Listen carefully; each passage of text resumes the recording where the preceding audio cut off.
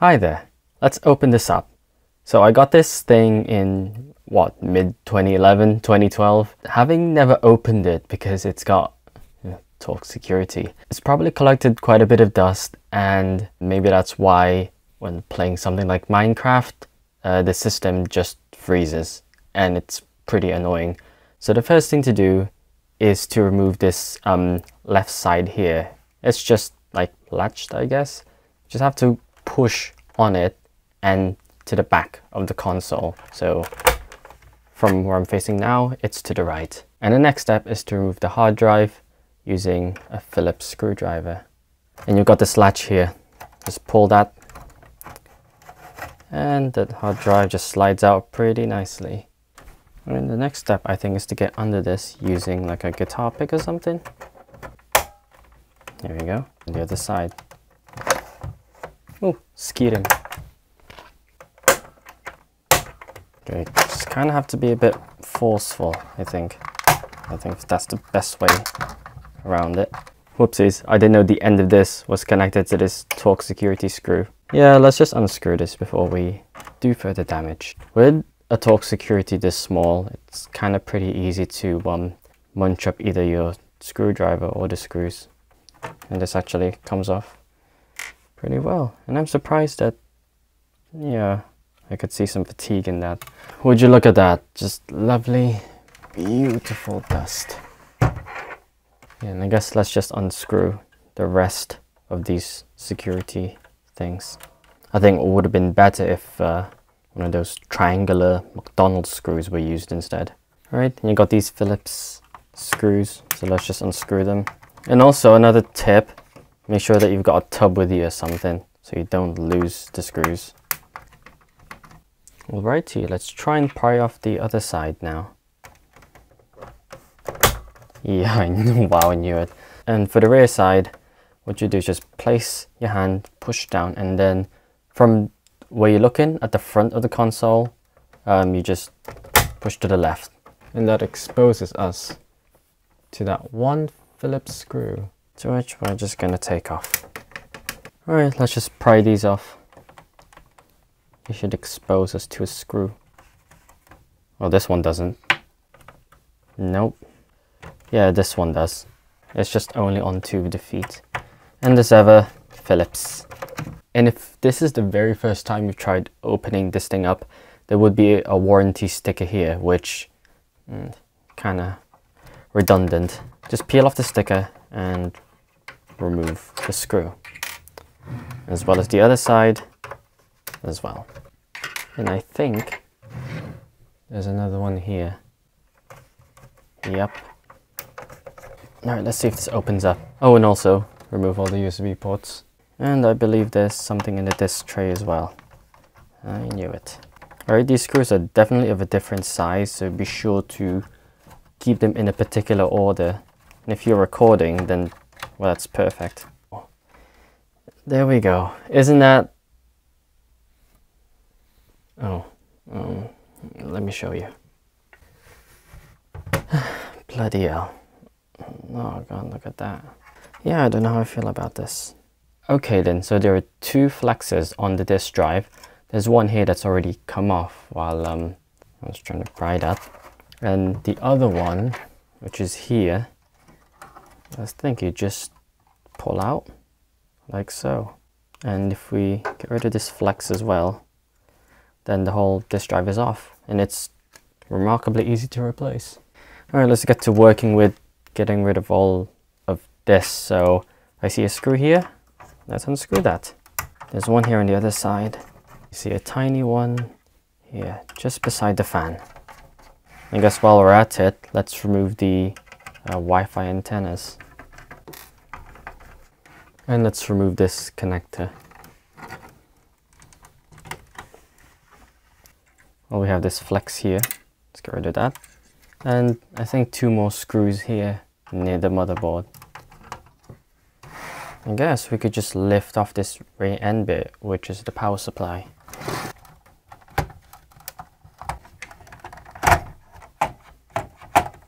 This bit here is pretty rough. But yeah, if we just lift to the right side, I think. Just pry it off, I guess. I feel like coming through. Well, it's connected by these prongs, and I guess they have to be robust since, yeah, I don't know, I just don't understand. Why not use a thick key cable or flex or something? But I don't know, maybe I'm being a bit pedantic or something. We already have a screw that's off here. If you haven't done that, then I guess do so. As well as the Wi-Fi antennas. Seems to me what's next is to, well, remove the motherboard from the chassis. Alright, so we already have 2 screws undone here and here. Okay, there's one here at the back and another one just here beside the power supply cable. And lastly, these 2 screws. Oh, aren't you a thick boy? Oh dear, nearly rounded that off. I'm kind of using the wrong size. Just be gentle. Be more gentle than how I'm unscrewing this at the moment. So let's remove this whole motherboard from the chassis. Oh yes. Aren't you one dusty cutie? Okay, so underneath the motherboard are these 2 screws, which are just, I don't know, they're just waiting to be unscrewed. Yeah, and I think you should like unscrew these evenly as well, because something tells me that this is what's holding the heatsink onto the CPU and GPU, if that's even the right terms for a console. And there's these other 2 screws here on the side. We could just lift this off. Can we? I just spotted another one. Okay, I guess let's just lift this whole thing up. That's just a plate. Okay, let's unplug the antennas. This is for the Bluetooth and Wi-Fi. I'm gonna be really careful doing this because I ended up mangling one of them once on a wireless card. That was fun. Alright, and this other one here, this other connector. Yeah, seems to me that's everything. So let's just lift this up. Since this whole heatsink thing is latched from the back, you just push it out like so. Here we go. Look at all that dust. So yeah, so this is the motherboard for the PS3. Yeah, so this is the cell broadband engine. Alright, so what I'm feeling right now is that the thermal paste here is nice and gooey, but then it's kind of solidified on the end here. Is that right? Doesn't feel nice. Oh god.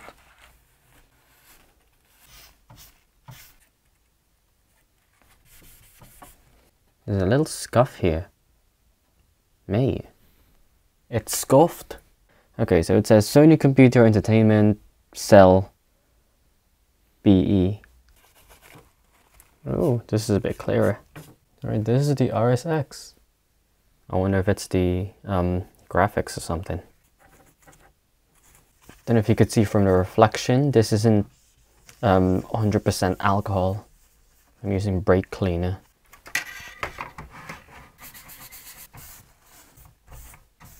And there's this other thing here. This little cutie that needs cleaning.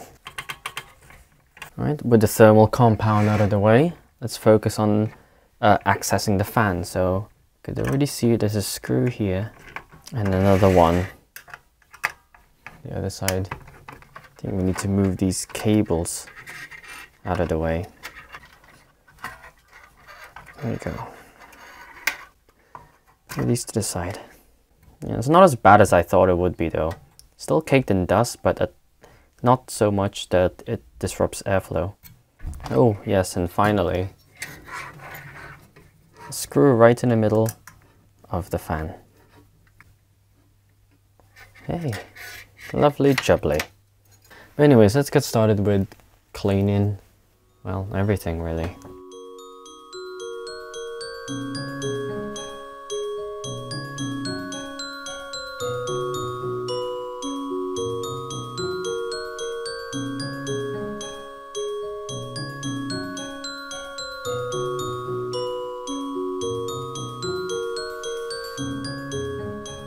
Okay, let's start reassembling stuff together.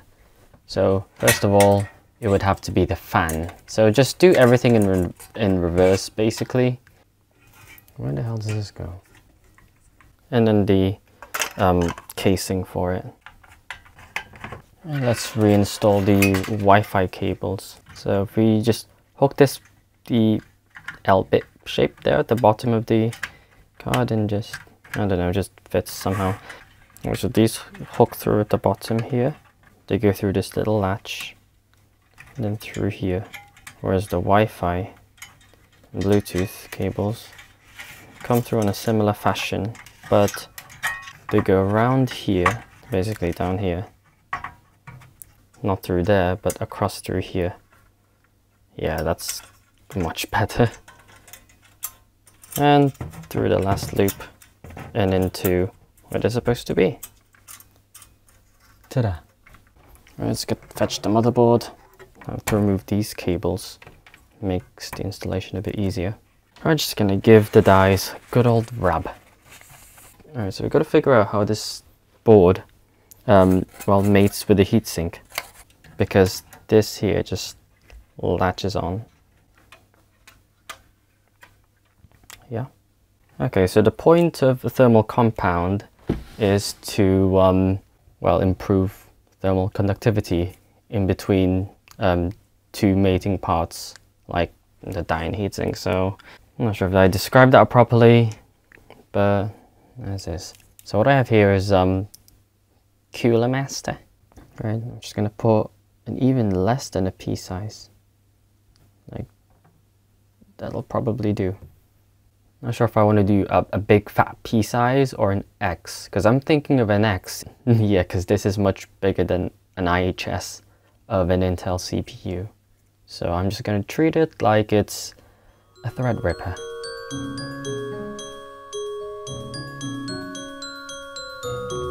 Yeah, I think that'll do.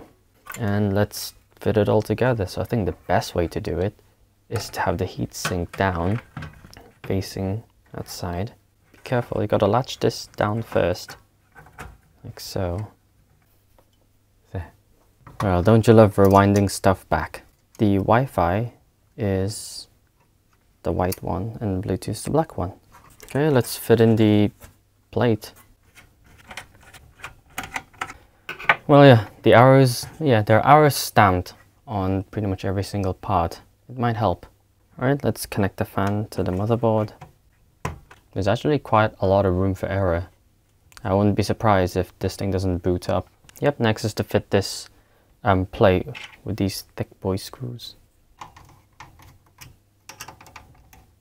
And of course, just as a general rule with screws and stuff, it really doesn't need to be gorilla tight. You don't need to use a torque wrench or a drill or whatever. Just basically, when it stops turning, just stop. Forgot, it goes from the back. I'll just put a screw here, just beside the fan. Now we screw the other set of thick boy screws. And it turns out this like lever here, it actually presses down onto the RSX. Right, what's next? And I think what we do is just we press this down. Oh, that's remarkably simple. Alright, power supply time. I chose... No, let's not get into that. And I think before we do that though, we should put these cables back in. Yeah, so you can disassemble the case here and actually reach the actual components, but I wouldn't recommend doing that since, especially since capacitors hold their energy for quite long periods of time. There is a risk that you might get shocked, especially if you plug this in like, I guess even an hour ago. So I decided not to do it. Considering how much of a pain it was to get this out, this is going to be fun. Okay, make sure your Wi-Fi and Bluetooth things are fully connected, because once you seal this in, well, you won't be able to access it. Alright, that feels nice and secure. Reverse disassembly. which is called assembly. Just route the power supply cable and fit it in. Wi-Fi, let's work on the disk drive. How this fits through basically is you just push this right in. It's actually a bit finicky. I think I've kind of got it the other way around. I'm gonna have to carry on though, since I could not be bothered for the life of me to take out the power supply. So I'm gonna peel off this sticker. Oh my god. And just use the power of fingernail. Oh yes. Oh yes. Just lay this flat like so. And for these last two bits, hope it's the right way around. And for this, it's kind of easy actually. Even though there is a latch on this, so I suggest they just pull the latch up and then fit this in. And then you push it down, but I don't think that's kind of made any difference. That's everything, well, except from the hard drive. All right, that's everything. Now, before you assemble everything else, the rest of the machine, we have to test it in case we mess up. And if it doesn't work, then at least we can cry less that we haven't spent the rest of our time just assembling the damn thing.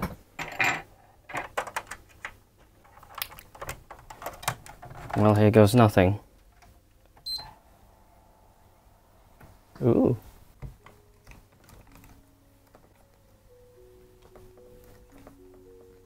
Yes, it works. Beautiful.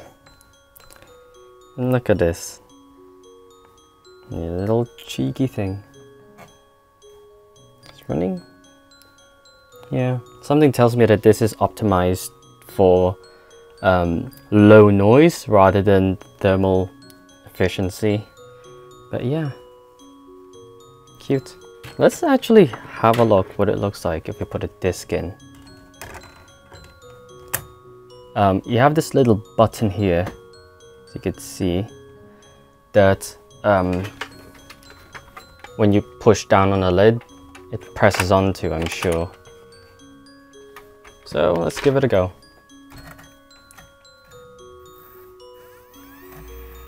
And yep, it actually works. Let me just, oh gosh, I'm holding my camera and holding onto this thing. Crap. Yeah. Yeah, so that's how you clean and replace a thermal compound on a PS3 Super Slim. Now, if you're gonna do this, obviously, make sure you do the best research that you can, knowing step by step so that you don't encounter mishaps, let's say, because it is quite a bit of a technical thing really, disassembling your devices. But if you do it, your devices are gonna run much smoother and will last much longer. I think this is the first like proper engineering video that I've done in a long while. So yeah, and on that note, this is the budding engineer. Thanks for watching. See you soon.